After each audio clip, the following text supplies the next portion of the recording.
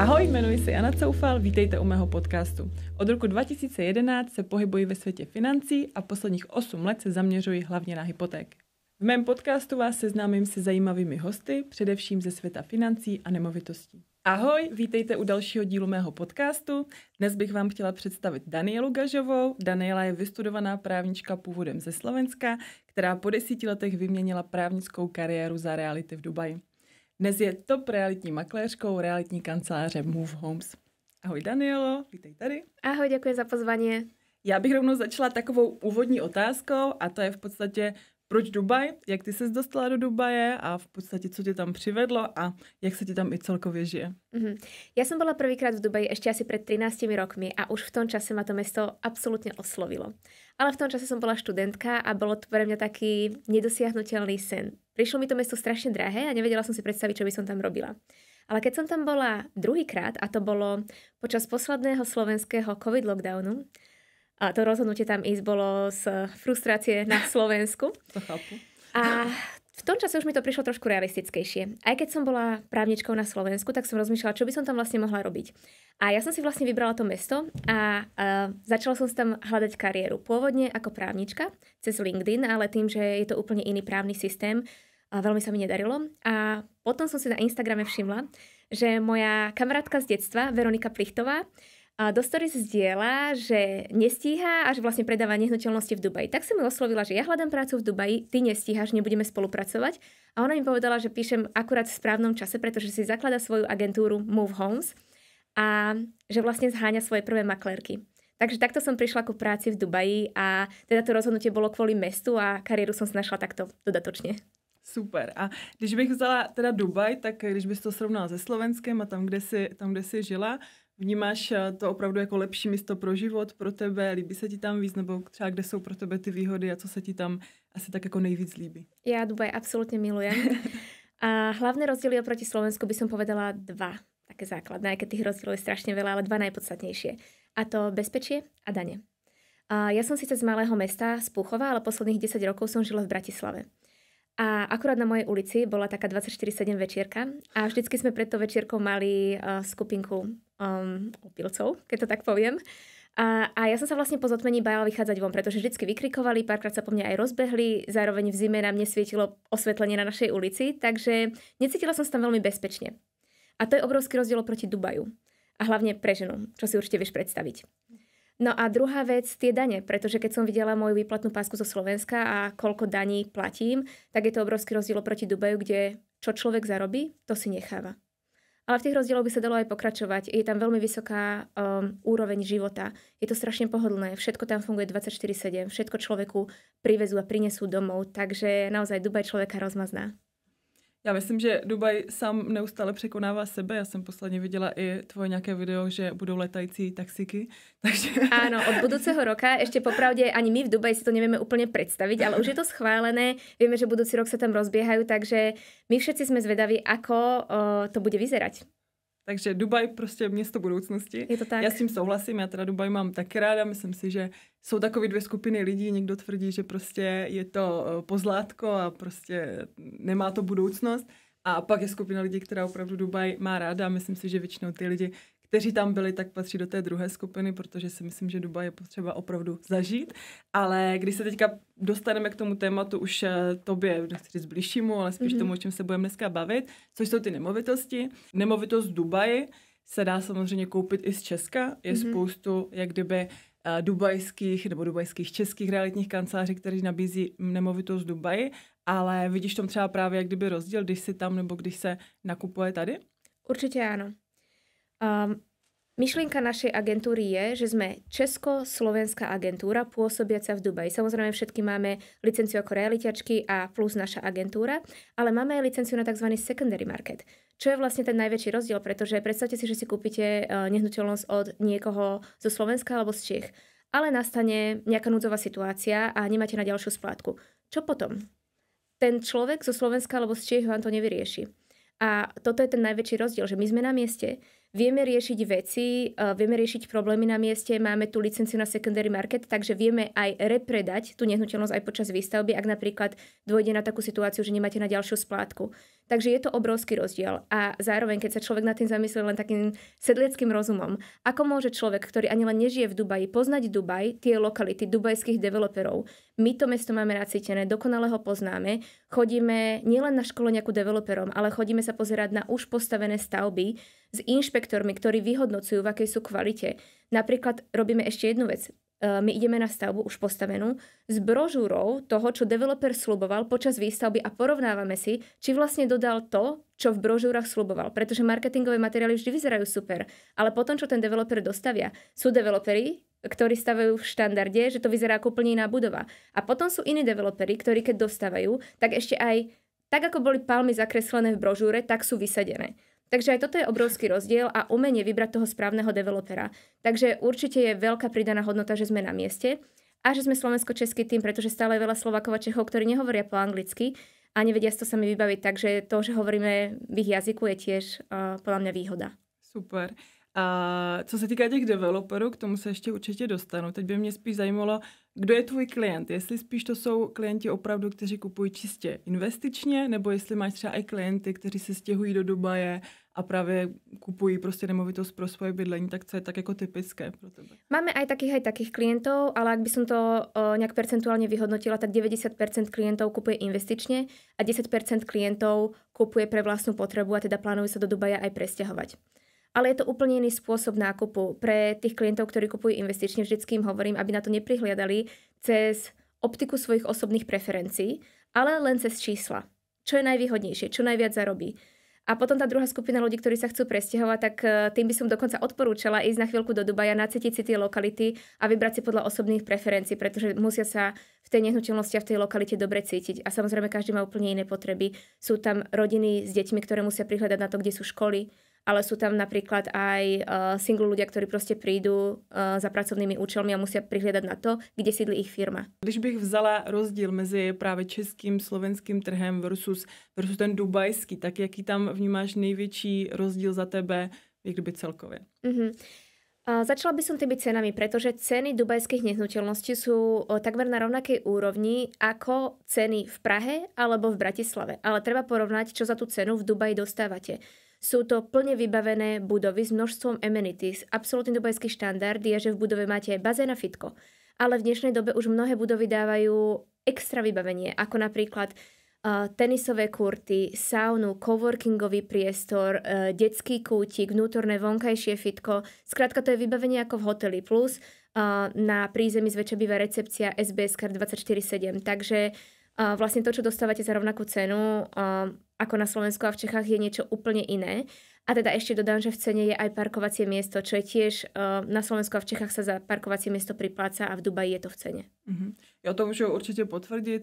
Spoustu mých klientů, nebo vlastně skoro všichni, co kupují z developerského projektu, tak musí dokupovat parkovací stání, musí vybavovat a myslím si, že ještě další věc, kterou mám jako zavnímanou jako rozdíl, tak jsou nějaké standardy těch bytů, protože většinou, když člověk kupuje tady od developera, tak v tom standardu má nejlevnější podlahy, nejlevnější jachličky do koupelny a pokud chce něco navíc, tak si připlácí.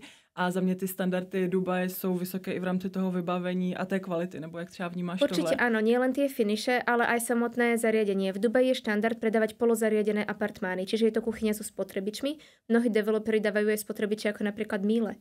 Takže naozaj na nich nešetria.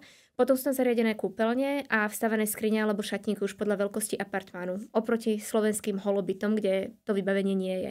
A dokonca v Dubaji je aj niekoľko developerov, ktorí predávajú plne zariadené apartmány v cene. Když bych vzala ten dubajský trh celkově, nebo co tam ještě, kdyby já mám zavnímaného, tak za mě je teda extrémně rychlý.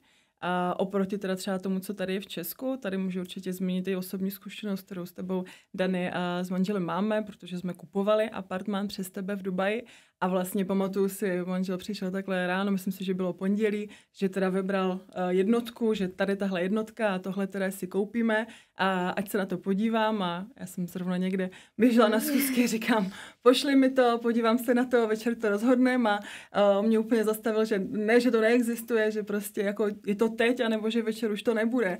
Tak jsem na něho koukala, jestli si ze mě dělá srandu, ale pak, když jsem ten trh trochu navnímala, tak jsem opravdu pochopila, že to asi sranda není a že fakt je to extrémně rychlé. Tak jestli mi něco řekneš tady k tomuhle?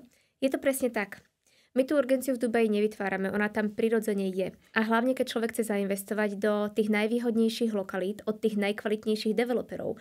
A zároveň teda musím dodať, že ak človek už investuje v Dubaji, tak predpokladám, že chce tú najlepšiu lokalitu, toho najlepšieho developera a tú najlepšiu jednotku v rámci projektu. Takže vtedy treba naozaj počúvať inštrukcie svojho makléra a konať veľmi rýchlo, pretože tie apartmány sú rozchytané behom pár sekúnd. A akurát lokalitu, ktorú ste vykupovali, Maritime City, tak tá je teraz veľmi spopularizovaná a tam tie apartmány predávame behom pár minút. Príde nám niečo zo storna a behom 2 minút je to spravidla predané. My máme ešte stále zoznam uchádzačov, ktorí čakajú na apartmány akurát v tejto lokalite od 2 najprémiovejších developerov, ktorí tam stavajú. Takže áno, v týchto prípadoch treba konať naozaj veľmi rýchlo, ak sa človek chce dostať k tomu najlepšiemu. Takže takové ty videa, co vydám na Instagramu, kdy makléři jsou na prodej toho projektu a teď jich je tam strašně moc a všichni tam přes sebe křičí a cpou se, tak to je realita? To je realita dubajského trhu. Nie pri každej spúšťačke a nie pri každom developerovi, ale áno, bola som už aj ja osobne na takých spúšťačkách a každý developer má trošičku iné procesy. Čiže u niektorých sa tvorí číslovaný zoznam uchádzačov a u niektorých nečíslovaný. Pri tom nečíslovanom to je absolútny chaos. Akože to je boj o život, aby sa makléri dostali k svojim jednotkám. Pri tom číslovanom je to trošku organizovanejšie, ale naozaj je to umenie dostať sa k tým najlepším jednotkám na trhu. Takže je potřeba jednat rychle. Já si myslím, že to je důležité jako vědět, protože si myslím, že spoustu klientů, jako třeba tady z Česka, to vnímá jako takové strašení, jo, protože je pravda, že tady to tak určitě není. V 99% případů si troufám tvrdit, ale samozřejmě občas makléři, kteří třeba prodávají tady v Česku, tak tvrdí, musíte zarezervovat hned, jinak to nebude. Je mi to úplne jasné. Oni si myslia, že my ich tým strašíme a tým vytvárame urgenciu, aby kúpili.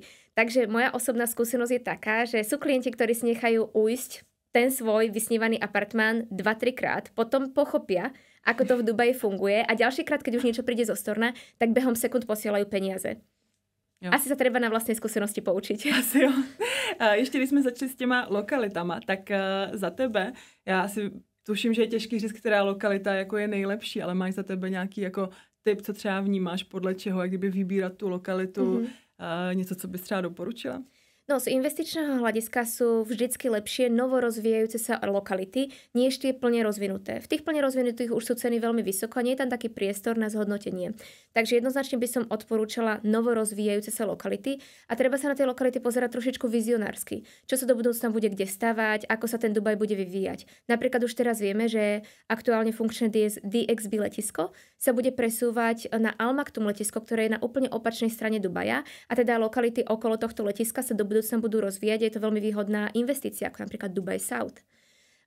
Alebo momentálne sa stavuje tzv. druhá marina, to Maritime City, prípadne ostrovy vedľa toho Dubai Islands, to je tiež skvelá investičná lokalita.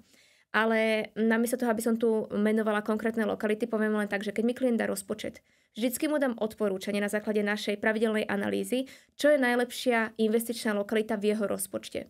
A budú to úplně jiné lokality do 300 000, do 600 000 a povedzme do milióna alebo do 10 milionů. Když jsi začala s těma částkama, za které se dá právě apartmán koupit, tak vím, že se dá koupit třeba i za 120 000 eur apartmán v Dubaji.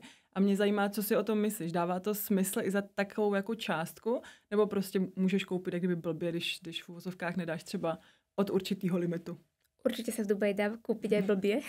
Aj keď mám pocit, že na sociálnych sieťach sa teraz prezentuje, že všetko v Dubaji je dobrá investícia. To vôbec nie je pravda. Máme aj klientov z iných agentúr, ktorí nás oslovujú s tým, aby sme im zachránili ich apartmán, pretože je nevyťažený a stráca na hodnote. Takže nie každá investícia v Dubaji je dobrá investícia.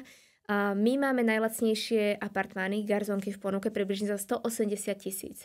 To neznamená, že sa na trhu nedá nájsť aj lacnejšie, ale my si robíme analýzu a vyhodnocujeme, čo je dobrá investícia. Takže keď klient príde s príliš nízkym rozpočtom, my mu radšej odporúčame došetriť alebo nejaké alternatívne riešenie, napríklad dofinancovať hypotékou, než by sme mu mali predať nejaký lacný apartmán, len aby sme mali predaj. Takže najlacnejšie apartmány, ktoré my ponúkame a ktoré sme vyhodnotili ako stále výhodnú investíciu, sú přibližně za 180 000 eur. Realitních makléřů v Dubaji je hodně a hodně je i právě makléřů tady, co třeba prodávají Dubaj, a tím, že jsme se s manželem už nějakou dobu na nemovitosti v Dubaji dívali, tak přesně víme, že když jsme se člověk koukl, já nevím, na nějakou nemovitost, někde něco lajkl, tak mu většinou do hodiny někdo volal a přesně je tam většinou takovej jako až nechci říct jako nátlak, protože to zase úplně ne, ale takové jako přehlcení těma projektama. Že to si myslím, že právě v rámci té práce je taky jako důležitý, a ty jsi to vlastně i částečně kdyby zmínila, že klientům vybíráte ty projekty a není to takový, OK, tak máš budget 120 000 nebo 150, tak tady hlavně ať něco prodám, naposílám ti projekty, ale je to o tom zaměření se vlastně na to, co ten klient chce, ale zase ne za cenu toho, aby mu to nevydělalo. A to si myslím, že je jako důležitý, a v tom vnímám i třeba odlišení té tvojí práce, protože jde vidět, že se nad tím jako zamýšlíte jinak a neposíláte jako projekty, a hlavně i to, že vlastně teda makléř vlastně v Dubaji může spolupracovat se všema developerama, ale pointa je, že vy to máte tak, že chcete spolupracovat tam, kde to skutečně dává smysl, jestli jsem to pochopila správně. Presne tak. My vieme predať hocičo. Keď klient príde s nejakou žiadosťou o projekt od developera, ktorého napríklad nepredávame, my mu povieme, že vieme to predať, ale nebolo by to naše odporúčanie. My sme zameraní na výsledky. Tým, že my sme agentúra, ktorá nielen predáva, ale aj prenajíma, my to, čo sľubujeme, napríklad tú návratnosť alebo to zhodnotenie, koniec koncov máme na zodpovednosť, pretože my to potom prenajímame, alebo my to budeme repredávať. Zatiaľ, čo iné agentúry nemajú túto zodpovednosť, pretože to nerobia. A ak to outsourcuje a nejaká iná firma nebude vedieť dodať to, čo oni slúbili, povedia, že ale to nie je naša chyba, to sú oni neschopní. Ale my tým, že robíme všetko, my sami sebe musíme nahrávať aj výberom tých projektov. Čiže my naozaj predávame len to najlepšie na trhu, aby sme našim klientom dodali to, čo slúbujeme. Takže my si robíme pravidelnú analýzu najlepších projektov a my klientovi nepošleme napríklad brožúru 50 projektov, vyber si sám, pretože čo klient zo Slovenska alebo Česka o dubajskom trhu a dubajských developeroch vie. My si robíme tú analýzu a my našim klientom dávame konkrétne odporúčanie v ich rozpočte. Takže či nám povedia 300, 500 alebo ja neviem miliónový rozpočet, my im povieme, toto je najlepšie v tom rozpočte na základe našich skúseností, našich čísel a našej analýzy. To je taký hlavný rozdíl proti iným agentúram. A když si třeba porovnáváte ty developery, tak věřím, že vy tam děláte určitě nějakou hloubkovou analýzu, ale když bys takhle řekla pro běžného člověka, co za tebe můžou být takové nějaké fakt jako red flag, na co si dát pozor, když třeba se dívá na ty projekty? Áno. No, my sa pozeráme na tých developerov aj historicky. Vyhodnocujeme, či napríklad v minulosti meškali s odovzdávkami, lebo to je obrovský dubajský problém a mnohí naozaj meškávajú. Potom je ale pár developerov, výnimiek na trhu, ktorí nemeškávajú. Takže predpokladáme, že nebudú meškať ani do budúcna. To samozrejme nie je garancia, že nebudú, je to len predpoklad. A opačne, keď sa pozrieme, že developer v minulosti meškával, trebárs pri každom projekte, tak predpokladáme, že bude meškať aj do budúcna a neodporúčime ho. Ďalšia vec, na ktorú sa pozeráme, je už dostávané stavby developera a porovnávame ich s tým, čo vlastne sľubovali v brožúrach a marketingových materiáloch. Nakoľko to zodpovedá tej skutočnosti, ktorú postavili. Lebo naozaj sú developeri, ktorí keď dostávajú budovu, tak vyzerá úplne inak ako to, čo z papiera vlastne klientom predávali. Takže na to by si tiež mali klienti dávať obrovský pozor. No a posledná vec, na ktorú prihliadame, je klientský servis. Niektorí developeri naozaj vychádzajú klientom v ústretí a dá sa s nimi dohodnúť, reagujú na otázky a podobne, a niektorí developeri majú nulový klientský servis, takže to je ďalšia vec, na ktorú prihliadame.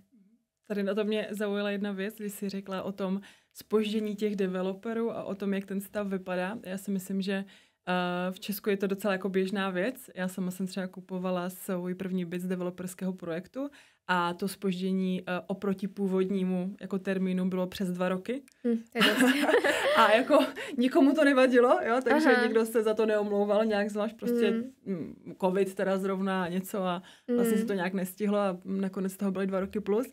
A pak teda ještě i to, co zmínila, že nějak to vypadá, nějak to je, tak to se taky docela často stává, že když se prodávají ty věci z toho papíru, což v Česku není zas úplně tak běžná praxe, nebo není to skoro 100% trh, jak třeba v Dubaji, tak kolikrát to taky vypadá jinak, než to je. A když třeba tohle se stane v Dubaji, tak reálně nějaký dopady vlastně ten developer z toho třeba má, když zpozdí ten projekt, nebo jak třeba moc se vůbec může zpozdit, jako jestli na to jsou nějaký termíny, nebo prostě jestli se to nedá ovlivniť. Je to upravené zákonom a podľa dubajských zákonov developer môže meškať maximálne rok. Potom už má klient nárok na odškodnenie. Tak to je určitě, to mě docela nechci překvapuje, na Dubaj mě to nepřekvapuje, ale fakt tím, že už dlouho pracuji s klienty a spoustu z nich kupovalo developerské projekty, tak prostě vím, že to zpoždění je třeba v Česku jako úplně běžné a žádný developer nedá jako do smlouvy, že by zaplatil nějakou sankci, když to nestihne.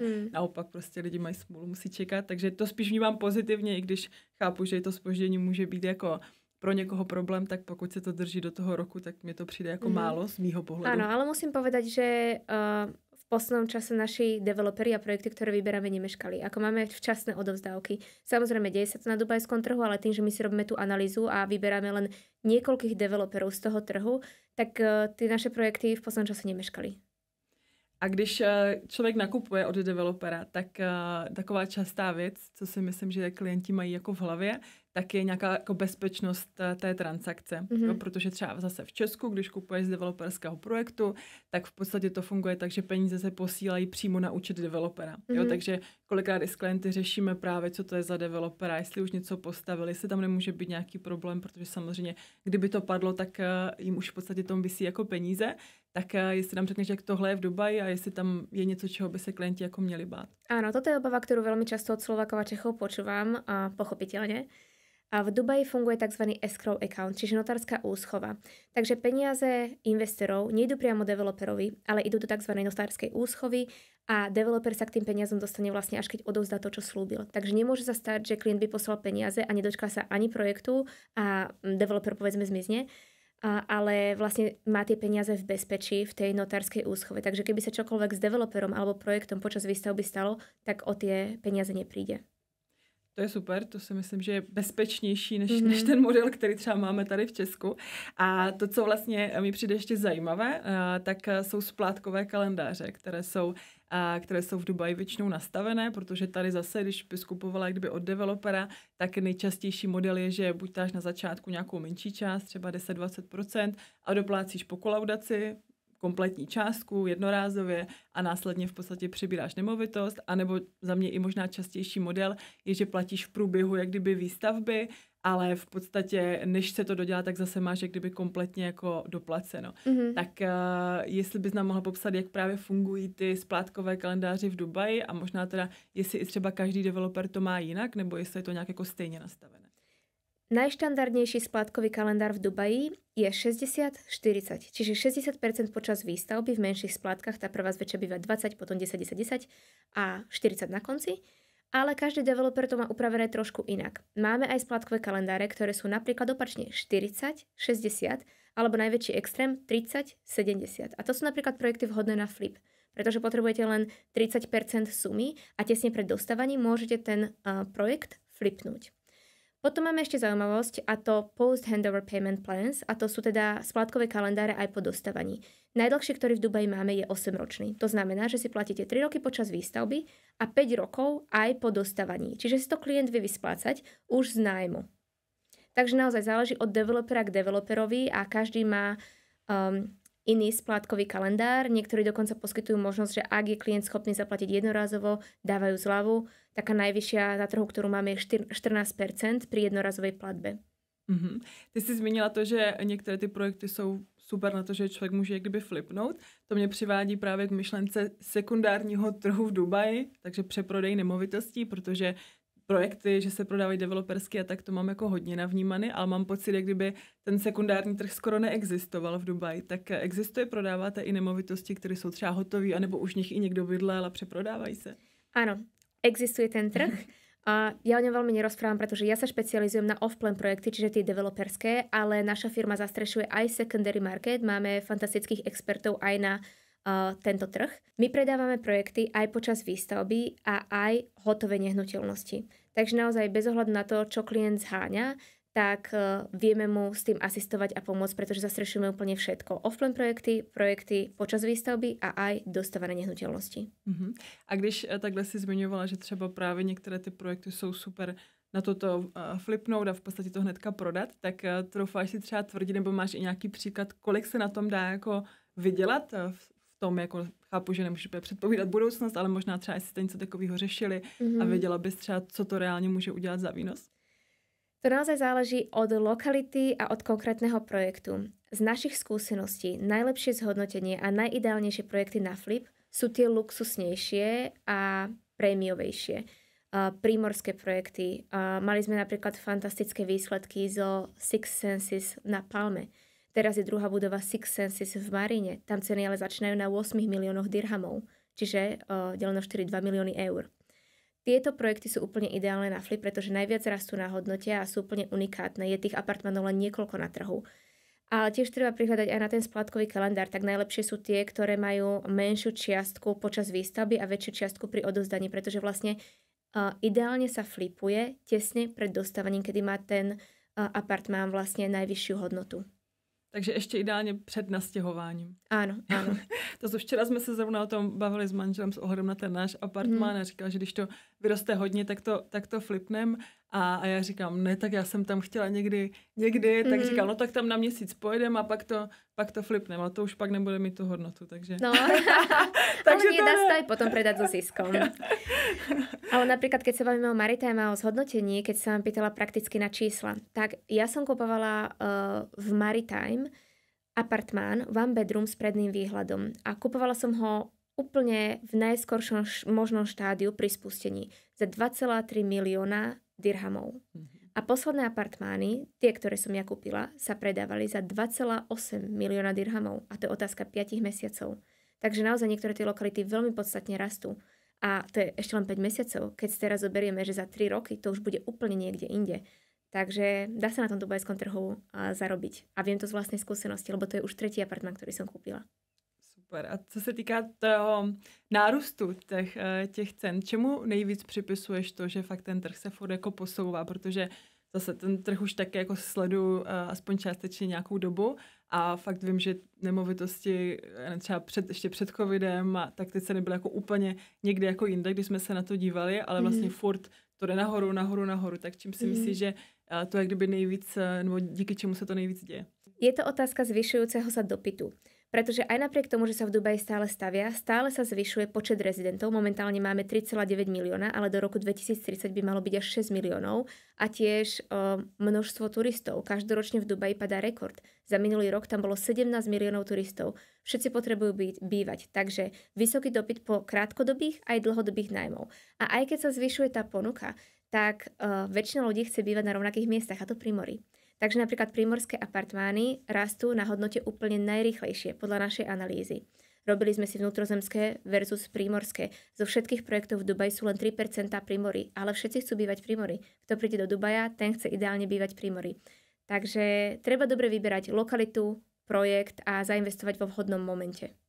Takže když bych vzala ty apartmány právě u moře, tak a člověk by se rozhodoval mezi krátkodobým, dlouhodobým pronájmem, tak spíš třeba ten krátkodobý třeba z hlediska toho, že potom bude i větší poptávka, nebo to taky záleží spíš jako konkrétne? Veľmi ťažko sa to takto generalizuje, pretože doteraz vždy lepšie zarábali krátkodobé turistické nájmy. Ale ten trend sa trošku mení. Tým, že logicky všetci majitelia bytov dali tie apartmány do krátkodobého nájmu, vznikol nedostatok apartmánov pre rezidentov a teda dlhodobých nájmov. To samozrejme vyhnalo ich ceny hore. Takže momentálne ten krátkodobý a dlhodobý nájom je na veľmi podobnej úrovni a zarába sa na nich rovnako plus minus 8 až 10% v čistom. Ale uvidíme, ako to pôjde do budúcna. Vždycky dávame klientom odporúčanie tesne pred dostávaním ich projektu, čo im odporúčame a na čom teoreticky vedia lepšie zarobiť. Co se týká hypoték, nebo respektive toho, kdyby člověk nekupoval tu nemovitost v hotovosti, tak zase, když bych vzala ten český trh, nebo to, jak se to dá zafinancovat v Česku, tak samozřejmě i ty varianty jsou, to znám i já, takže člověk si samozřejmě na základě zástavy v České republice může půjčit hypotéku takzvanou americkou a tu pak použít na koupy nemovitosti v Dubaji, to znáš, že jo. Taky, ale vím, že existuje i varianta vzít si hypotéku přímo v Dubaji, tak jestli bys nám řekla, jak to funguje a jestli skutečne proste je to dosažiteľné pro každého? Určite je a tie podmienky sú veľmi mierne nastavené, takže poviem to tak, že hypotéky pre nerezidentov sa v Dubaji doslova rozdávajú. A ak sa najskôr bavíme o tých off-plan projektoch, na ktoré sa ja špecializujem, tak nerezidenti si vedia vybaviť dubajskú hypotéku na poslednú splátku. Bez ohľadu na to, aká vysoká tá splátka je. Či už je to projekt so splátkovým kalendárom 60-40, tak 40%. Ale aj ak máme napríklad projekt so splátkovým kalendárom 30-70, tak na posledných 70%. Pravidlo je skrátka také, že posledná splátka sa dá odfinancovať dubajskou hypotékou. No a podmienky sú také, že buď musí mať klient príjem, alebo aspoň zostatok na účte na 25 000 dirhamov, čo je približne 6 000 eur. A vlastne hypotéka sa dáva maximálne na 25 rokov a ten úrok klesol zo 6,2 na 5,49 momentálně. To si myslím, že je zajímavé, protože zase mám klienty a znám spoustu lidí, co už třeba jsou tak jako zadlužení moc v Česku a už třeba nedostanou nějakou hypotéku nebo v podstatě něco, čím by toho mohli zafinancovat tady. Takže tím, že v podstatě je i taková varianta, tak si myslím, že zase investičně to může být právě zajímavé v tom, že člověk může mířit i třeba na dražší nemovitost, protože tohle jsem třeba nevěděla a vlastně až vlastně od tebe jsme se o takové variantě jak kdyby dozvěděli a tím, že člověk to vnímal tak, že to bude prostě postupně platit buď v hotovosti, anebo právě si vytáhne nějaký peníze tady, tak když bude vidět, že prostě má možnost tady 50, 60, 70% zafinancovat i v Dubaji, tak si myslím, že zase se to může investičně stát jako o dost zajímavějším, ještě když vezmu tu variantu, že to vždycky ještě může flipnout, když to samozřejmě bude dávat smysl. Určite áno, čiže klient má vlastne otvorené obidve možnosti. Buď to flipnúť tesne pred dostávaním a tú poslednú splátku ani len nezaplatiť, alebo si ju odfinancovať hypotékou. Takže otvára to obidve investičné stratégie. A teda ešte by som dodala aj to, že dobrá možnosť na zváženie je aj ten dlhý splátkový kalendár. Napríklad máme teda developera, ktorý má 8-ročný splátkový kalendár a z toho na začiatok zaplatíte 20 až 40% už podľa finančných možností, čiže viete si to nastaviť. A potom sa spláca približne po percente mesačne. Čiže je to v podstate splátkový kalendár, ktorý pripomína splácanie hypotéky a aj to je veľmi obľúbená možnosť medzi našimi investormi. Myslím si, že je to jako nevídané tady tohle a fakt si myslím, že když právě si člověk o tom zjistí víc a zaměří se třeba na to a poradí se právě s někým jako City, tak si to může fakt nastavit, takže v podstatě nechci, že může zafinancovat cokoliv, to ne, ale myslím si, že ty možnosti jsou mnohonásobně jako větší, než člověk vnímá, protože tady je to většinou tak, že prostě buď to mám, nebo to nemám, prostě buď ten byt zaplatím, že jo, když stojí 5-10 milionů, ale tady tyhle si myslím, že právě otvírá mnohonásobně jak kdyby větší možnosti. Ano. Když jsme se bavili o těch lokalitách, tak teď odbočím trochu mimo Dubaj a vezmu sousední Emiráty. Dává za tebe smysl kupovat nemovitosti i někde jinde než Dubaj? My samozrejme máme možnosti a projekty aj v ostatných Emirátoch, ale keď sme si robili analýzu výhodnosti jednotlivých Emirátov, stále nám najvýhodnejšie vychádza Dubaj. Čiže ak klient investuje a kupuje svoju prvú nehnuteľnosť, odporúčanie by bolo jednoznačne Dubaj. Ale ak si chce diversifikovať portfólio, ako druhé by som jednoznačne odporúčila Ras Al Khaimah, lebo sa tam teraz stavia najväčšie kasino sveta a tie projekty tam majú obrovský potenciál rastu a ako tretie Abu Dhabi. Ale niekedy máme zaujímavé projekty aj v ostatných Emirátoch. Napríklad teraz máme veľmi pekný prímorský projekt v Al Quwain, čo vlastne je Emirát hneď vedľa Dubaja. Je to hodinka z DXB letiska a je to vlastne zaujímavé tým, že na to, že ide o prímorský projekt s vlastnou plážou, je to veľmi lacné. Tie ceny tam začínajú na 360 000 eurách oproti Dubaju, kde človek kúpi one bedroom v projekte s vlastnou plážou za minimálne 550 000. Takže z pohledu ceny sa oplatí zvážiť aj iné Emiráty. Tak jo, když se vrátíme zpátky k Dubaji a k nějakému vývoji Dubaje, tak jak třeba ty vnímáš Dubaj od toho, co jsi tam byla poprvé, do toho třeba, jaký je Dubaj dneska, ať už z pohledu té kultury, možná i toho vlastně, jak se to jako vyvíjelo a jak třeba za tebe se to odráží i v těch nemovitostech. Ak teda niekto bol v Dubaji trebárs pred 10 alebo 15 rokmi ako ja a dnes, tak určite mi dá za pravdu, že to vyzerá ako úplne iné mesto. Dubaj neskutočne rýchlo napreduje, vyvíja sa a expanduje. No a samozrejme sa to odráža aj na realitnom trhu. Treba investovať do tých lokalít, ktoré ešte nie sú mainstreamové a plne rozvinuté. Napríklad moja kolegyňa Veronika predávala Business Bay v časoch, keď ešte o Business Bay nikto nehovoril a v podstate tam nič nebolo. A tam máme reálnu skúsenosť s tým, že two bedroomy, ktoré tam svojho času naši klienti kúpili, sa do dnešného dňa zhodnotili o viac než 100% oproti pôvodnej cene. A teraz je to napríklad lokalita ako Maritime City. Já jsem ráda, že jsme koupili teda Maritime City. Dneska se v tom utvrzuju, tak to bude prostě úplně... Ne, já si myslím, že všeobecně vlastně tahle lokalita konkrétně si myslím, že právě dává smysl i z toho důvodu, že je u toho moře. Protože s tím názorem, jak kdyby souhlasím, ty jsi to i zmínila, že prostě u moře jsou 3%, jestli to říkám správně, všech apartmánů, prostě je to omezené, nedá se stavět, není to prostě jak použiju, že budu stavět dál a dál. Samozřejmě víme, že v Dubaji není problém postavit ostrov, takže to pobřeží se asi bude rozšiřovat. Ale stále je to pobřeží obmedzené. A aj keď si vedia postaviť umelé ostrovy, Palm Jumeirah, Palm Jebel Ali a tak ďalej, tak stále bude to pobrežie obmedzené. Aj keby nie sú 3%, ale povedzme 5% tých nehnuteľností na pobreží, stále je to v porovnaní s vnútrozemskými projektmi strašne málo. Takže človek ani nemusí ten dubajský trh tak dobre a do detailu poznať, aby si vedel uvedomiť, že tie prímorské apartmány a projekty sú najlepšia investícia. Co třeba z těch lokalití přijde zajímavé, nebo třeba co jde možná nejvíc na dračku? Tým, že všetci chcú bývať pri mori, tak áno, Dubaj si stavia aj umelé ostrovy, tie najznámejšie samozrejme Palm Jumeirah.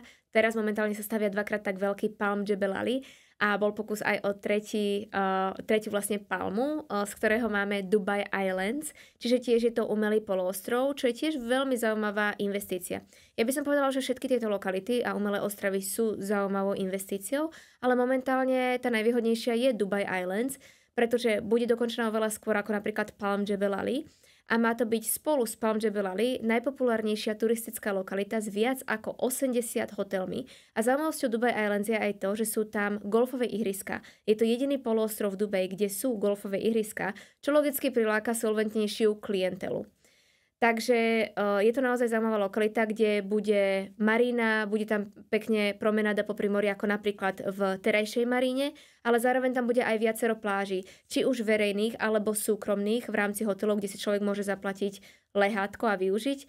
Takže naozaj tam bude čo robiť a myslím si, že je to veľmi dobrá investícia. Co se týká všeobecně Dubaj, tak Dubaj, myslím si, že i dnes láká, nebo je tím vyhlášený, že láká milionáře a miliardáře kvůli daním. A jestli bys nám řekla něco právě, jak to funguje s daněmi v Dubaji, protože si myslím, že je to samozřejmě neúplně standard jako všude jinde na světě, tak jestli bys nám řekla něco k daním, tomu, co třeba i ty musíš platit, když tam takhle jako podnikáš, funguješ, co platí klienti, když právě koupí nemovitost. To poviem úplne v skratke. V Dubaji je nulová individuálna daň a 9% korporátna daň, ale to tiež až pri dosiahnutí určitého zisku. Takže nulové daňové zaťaženie. Čo sa týka daní na Slovensku alebo v Čechách, to odporúčam skonzultovať s daňovým poradcom tu. Určitě je to větší mnohonásobně.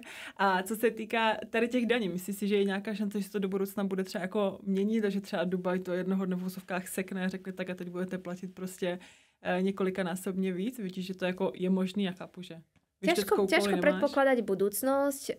Zmenila sa aj korporátna daň, ktorá nebola, teraz je 9%. Takže neviem, ako sa to ďalej bude vyvíjať, ale ja si myslím, že tú nulovú individuálnu daň asi nezmenia. Pretože Dubaj je tým známy, láka tým množstvo rezidentov aj investorov a nemyslím si, že by to do budúcna zmenili, ale kto vie. Tak sami by se tím možná způsobili nějaký odliv, který jim v podstatě je připraví o mnohem víc peněz. Áno, a tá vláda vlastne upravuje tak podmienky, aby ten Dubaj bol čo najatraktívnejší. Takže myslím, že by išli sami proti sebe, keby toto daňové zaťaženie zmenili. Když jsme se bavili o tom, že Dubaj je lokalita pro milionáře, možná spíš miliardáře, tak jak to třeba vnímáš ty? Je Dubaj pro každého nebo opravdu jenom pro určitou sortu lidí? Jednoznačne pre každého a tým je vlastne dubajský realitný trh veľmi zaujímavý, pretože my máme v portfóliu tak multimiliónové vily a penthousey s výhľadom na more, ako aj garzonky za 150 až 180 tisíc eur. Takže naozaj si vie vybrať každý bez ohľadu na jeho rozpočet a vieme naozaj odporučiť to najlepšie v rámci rozpočtu. Když bych vzala nemovitosti v Dubaji, právě ty ceny, co jsi zmínila, že máte levnější, máte samozřejmě i mnohonásobně dražší nemovitosti, tak vím, že když člověk nakoupí nemovitost v Dubaji v určité částce, tak může získat vízum. Jestli bys nám třeba řekla, jak to s těma vízama je, reálně od jaké ceny můžu nějaké vízum získat a vlastně jestli mi vůbec k něčemu je, případně co z toho můžu v vozovkách těžit. Nárok na investorské víza vzniká už pri investícii nad 750 000 dirhamov. Tu vzniká nárok na tie základné dvojročné investorské víza, ktoré si človek môže každé 2 roky obnoviť, pokiaľ stále vlastní nehnuteľnosť v hodnote nad 750 000 dirhamov. Ak človek zainvestuje nad 2 milióny dirhamov, či asi 500 000 eur, tak už mu vzniká nárok na 10-ročné investorské víza. Zaujímavé tiež je, že hodnota nehnuteľnosti sa spočítava. Takže aj ak má človek povedzme 200 až 400 tisícovú nehnuteľnosť, už má nárok na 10-ročné investorské víza. Podotýkam, že je to len nárok, čiže tie víza sa nezískavajú automaticky, ale treba si o ne zažiadať a za ne samozrejme zaplatiť. No a prakticky, keď to poviem, pre koho sú tie víza určené? Pre tých, ktorí plánujú v Dubaji žiť. Pretože ak sa neplánuje človek v Dubaji zdržiavať dlhodobo, tak sú mu zbytočne a zbytočne za ne bude vyhadzovať peniaze.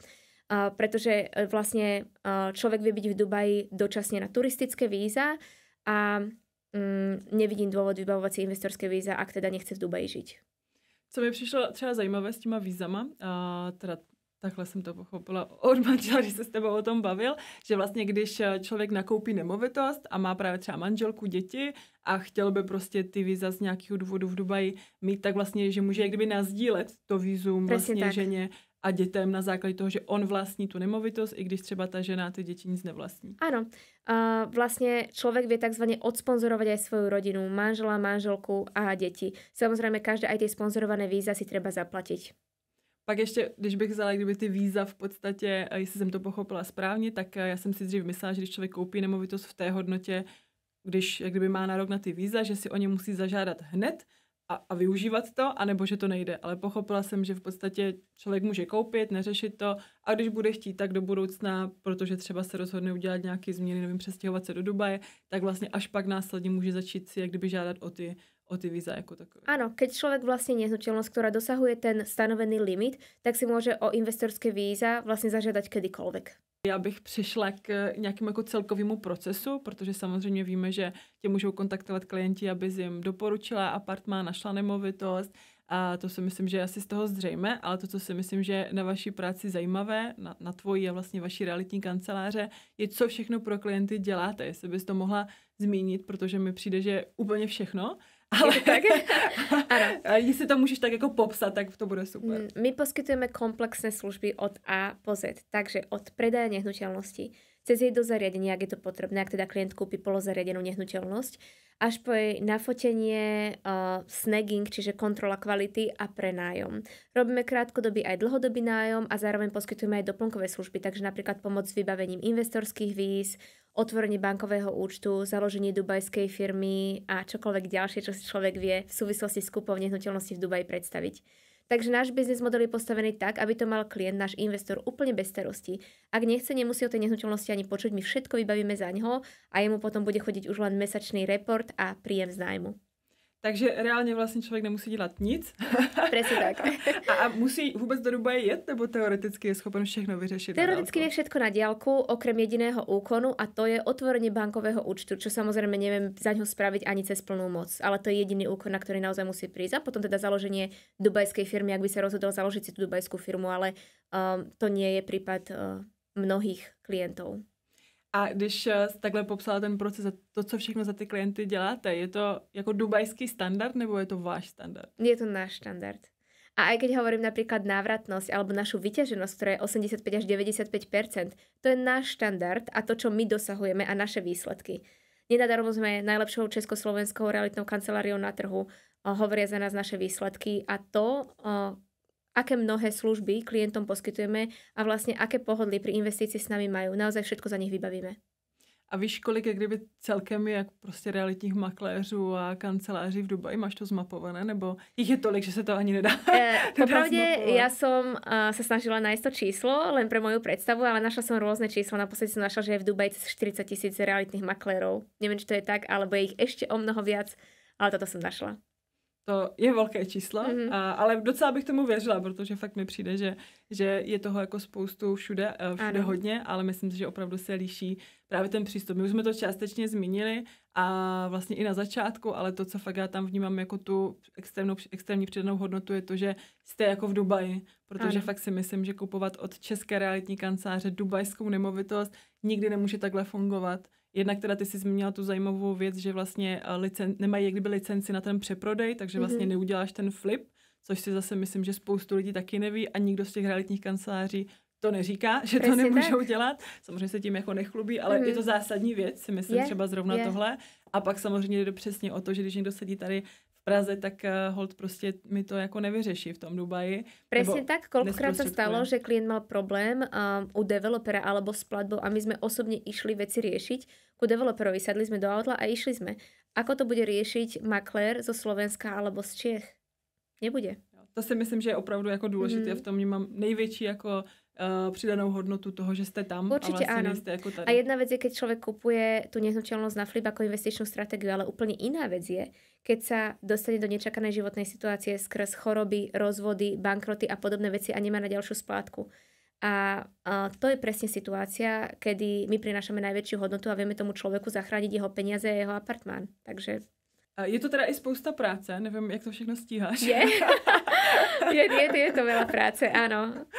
Neexistujú víkendy a voľna.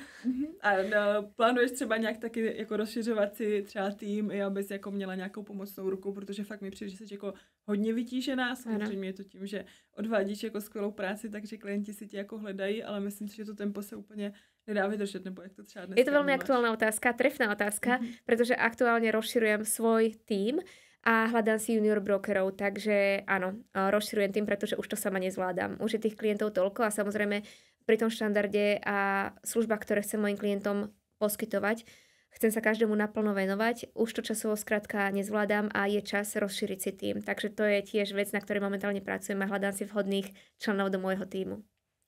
Věřím, že najdeš, věřím, že je to důležité. Ještě možná, když jsme se začali bavit o tobě, já vím, že si nějakou nemovitost nebo nemovitosti v Dubaji koupila, tak jestli bys nám třeba řekla, jak to máš ty s nemovitostmi v Dubaji. Tohle třeba vnímám jako extrémně důležité. Já vím, že právě máš Maritime v tom stejném domě, kde jsme koupili s manželem apartmán. Taky by tohle vlastně z toho měl manžel největší radost, že říkal, když to koupila prostě Daniela, tak by to nekupovala, kdyby to bylo na prd, jo? Takže tohle si myslím, že je i super právě důkaz toho, že tomu trhu věříš, což si myslím, že asi věříš, ale jak třeba k tomu ty přistupuješ? Kupuješ jak kdyby jako něco specifického, nebo koupila si, nebo jak to máš třeba s tím? Ja už som kúpila 3 nehnuteľnosti, z toho jednu som flipla, čiže predala so ziskom a ďalšie 2 som si nechala s tým, že nemám ešte úplne rozhodnuté, čo s nimi ďalej. Či ich predám so ziskom, lebo viem, že som kúpila tak dobre, že obidve by som bola schopná predať so ziskom, alebo si ich nechám na prenajom. Dokonca ten apartmán v Maritime mi sa tak strašne páči, že možno tam jedného dňa skončím aj ja sama, ale to sa mi páči na týchto off-plan investíciách, že vlastne sú všetky možnosti otvorené. Keď chcem, predám so ziskom. Keď chcem, prenajmem a keď chcem, môžem tam aj sama bývať. Mojím investičným cieľom je dopracovať sa k 2-bedroomom a väčším apartmánom, pretože vidím, že štatisticky to je najlepšia investícia. Oveľa podstatnejšie a rýchlejšie rastú na hodnote ako napríklad garzonky a one-bedroomy, ktorých je v tých projektoch oveľa viac ako 2-bedroomov a väčších apartmánov. Ale znova otázka dopytu a ponuky. Keď sa pozrieme, najviac žiadané sú 2-bedroomy a väčšie apartmány, ale je ich najmenej. Takže logicky je to najlepšia investícia, ale tam sa teda treba finančne dopracovať. Takže to bude určite moja ďalšia investícia. Prímorský 2-bedroom. To si myslím, že je super nápad. Já bych se teda taky stěhovala klidně už do Maritime City. A tiež teda dodám, že myslím si, že je veľmi podstatné, aby maklér mal aj osobnú skúsenosť, pretože keď to človek vyskúša na vlastnej koži a prejde si celým tým procesom kúpy, vie oveľa lepšie aj klientom poradiť. Takže naozaj ja tomu dubajskému trhu na 100% verím, o čom svedčím aj týmito mojimi investíciami a teda portfóliom, ktoré si v Dubaji budujem a ktoré si aj do budúcna plánujem zväčšovať. A myslím si, že mi to dávajú úplne iný pohľad na vec a viem klientom lepšie a autentickejšie poradiť. Já si myslím, že to je extrémně důležité, to, co jsi teďka řekla, nebo je to taková za mě, to ve mně vzbuzuje důvěru. Beru to i třeba vždycky u sebe, tak tím, že dělám s klienty jako hypotéky, tak spoustu hypoték mám taky, ale v podstatě jo. Asi 7 hypoték dneska s manželem máme, ale je to zase z toho důvodu, že věřím tomu, co třeba s těma klientama řešíme, právě i třeba ty investiční nemovitosti a tak. Takže to, že ty to řešíš taky a máš jak kdyby ty apartmány, tak za mě jako extrémní plus a myslím si, že zase bych hledala makléře, nebo nechci, že bych nenašla makléře, který to má stejně, to asi ne, ale zase si myslím, že je to něco, co není úplně běžný. Tak bych se nie jako je to typla. úplne bežné, to určite nie. A človek hlavne musí veriť tomu, čo ponúka. Inak to podľa mňa ani nevie predať. A ja keď sama vidím, ako sa mi tie peniaze zhodnocujú, samozrejme, že ma to nadchne a potom viem ten entuziasmus predať aj mojim klientom. Pretože nie je to niečo, čo si vymýšľam, ale čo vidím čierne na bielom. Takže naozaj klientom predávam len to, čomu sama verím. Závěrečná část a jsou to za mě takové jako mýty o Dubaji možná, nebo já to spíš jako mýty vnímám, nebo spíš takové, nevnímám to jako rizika, ale myslím si, že spoustu lidí to tak jako má. Máš třeba za tebe něco, co si myslíš, že je takový jako největší, nechci říct pomluva Dubaje, ale mít o tom, jak v podstatě, co třeba v Dubaji je nebo není a z čeho mají lidi strach? No dobre, čo počúvam najčastejšie je, že dubajský realitný trh ťahajú Rusy a keď prestanú Rusy kupovať, tak celý realitný trh padne. To je taký najčastejší mýtus, ktorý počúvam, ktorý absolútne nemá opodstatnenie v číslach a štatistikách, keď sa na to pozrieme. Rusi sa historicky, alebo za posledných 10-15 rokov umiestňovali na 6. až 8. mieste medzi národnosťami, ktoré v Dubaji nakupujú. Číslo 1 boli len 2 mesiace od vypuknutia vojny a teraz sú naspäť na svojom 6. až 8. mieste. Takže dubajský realitný trh Rusi neťahajú. Ťahajú ho Briti a Indi, ktorí si z roka na rok vymieňajú to prvenstvo. Takže je to naozaj mýtus. Super, tohle je zrovna i poznámka, kterou tady mám, když jsem si dělala takový průzkum, že tohle si spoustu lidí jako myslí. Já jsem se právě na to i taky dívala v nějakých statistikách a právě mi tam vyskočili ti Indi, že vlastně ale i jako nejdražší nemovitosti, že v Dubaji většinou kupují Indi, nevím jestli... Je to tak? Je to tak. A to je ten kontrast pri Indoch, je, že tí najbohatší Indi skupujú tie najdrahšie dubajské nehnuteľnosti a naozaj sa v Dubaji stretajú tí najprominentnejší Indi, ale zároveň sú tam Indi aj tá najnižšia pracovná sila. Další takovou otázku v rámci toho nějaké jako obavy, mýtu mám, co se týká horka v Dubaji a těch teplot, které tam jsou, kde samozřejmě přes léto je to určitě asi i přes 50 stupňů, tak jak třeba vnímáš jako tohle, třeba z toho investorského hlediska? No ja by som to prirovnala k Európe počas zimy. Tiež sa tu presúvame z interiéru do vykúreného interiéru, ako sa počas leta v Dubaji presúvame z vyklimovaného interiéru do vyklimovaného interiéru. Takže nie je to zase taký rozdiel. Áno, sú tam extrémne tie teploty, nedá sa úplne fungovať vonku. Je to praktické, lebo ja som strávila už niekoľko liet a je to ako keby človeku proste fénom fúkali do tváre, nevie sa poriadne nadýchnuť. Takže áno, sú tam horká a aký to má vplyv na vyťaženosť. Vlastne tie nehnuteľnosti sú menej vyťažené počas leta, logicky, ale stále sú ľudia, ktorí tam prídu, pretože ceny prenajmov klesnú niekedy až o polovicu. Takže tí, čo si nemôžu alebo nechcú dovoliť Dubaj počas jesene a zimy, počas vrcholu sezóny, tak tam prídu v lete aj napriek tým enormným horúčavám a stojí im to za tú nižšiu cenu. Takže nemôžem povedať, že by tie nehnuteľnosti boli úplne nevyťažené počas leta, sú menej vyťažené, ale stále sú ľudia, ktorí tam prídu aj napriek tým 50-kám.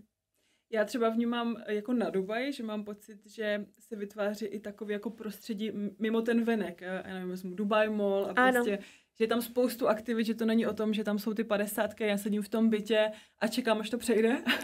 Určite je tam veľa čo robiť v interiéroch a teda novinkou je, a v Abu Dhabi je to už predstavené, vonkajšia klimatizácia. Sú spravené také výduchy zo stien budov a zo zeme. A vlastne reguluje sa tá teplota aj vonkajších priestorov. A toto je budúcnosť aj Dubaja. Já si myslím, že není moc věcí, co by Dubaj nevymyslel, takže presne ja počítam, tak. Aj toto sa dá nejako riešiť. Napríklad ja som tam bola minulé leto a chodila som tam kúpať sa do takého bazéna a vlastne v lete na ten bazén dali takú striežku so závlahou. Čiže vlastne odtiaľ stále išiel taký poprašok studený a boli sme schopní kúpať sa napríklad vonku. Takže riešia to. Majú spôsoby, ako to riešiť. Řešení bude. Áno.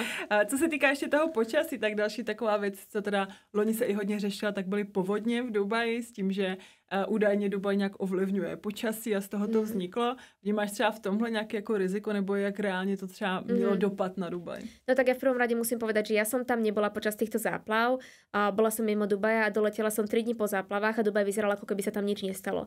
Takže treba Dubaj oceniť za to, ako rýchlo dokáže odstrániť následky takýchto katastrof a ako sa vie prispôsobiť. Pretože šejk okamžite schválil celodubajský odtokový systém za niekoľko miliard dirhamov a už sa aj stavia. Takže do budúcna by sa takýmto situáciám malo predchádzať. Já si myslím, že to, co je fakt jako zajímavé na Dubaji, jak ty věci se jako dějou rychle. Že tady, když se má něco stát a něco změnit, tak to jsou roky. Zrovna po cestě jsme poslouchali s manželem podcast o stavebním, nebo bavili se tam o stavebním jako povolení a zákoně, o tom, jak to jako dopadlo a jak v podstatě, jaký to byl problém a jak dlouho bude trvat, než se to jako změní. Tak tohle si myslím, že je taky velký rozdíl jako Dubaj versus nejenom asi Česko, že ta rychlost těch procesů a toho, jak se to posouvá, je fakt jako neuvěřitelná.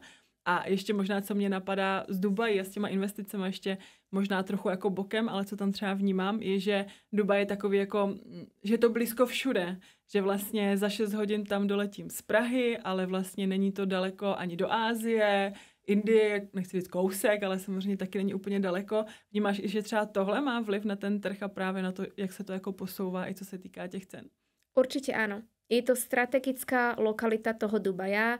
Mnoho ľudí tadiaľ prelieta, vlastne je to prepojené s celým zvyškom sveta, takže určite aj toto má vplyv na to, ako veľmi atraktívny, investične atraktívny ten Dubaj je. Dani, já děkuji moc, že jsi si udělala čas a popovídala si se mnou o Dubaji a vím, že tvůj čas je cenný a máš ho málo, takže opravdu děkuju a budu se těšit třeba někdy příště. Ďakujem veľmi pekne za pozvanie.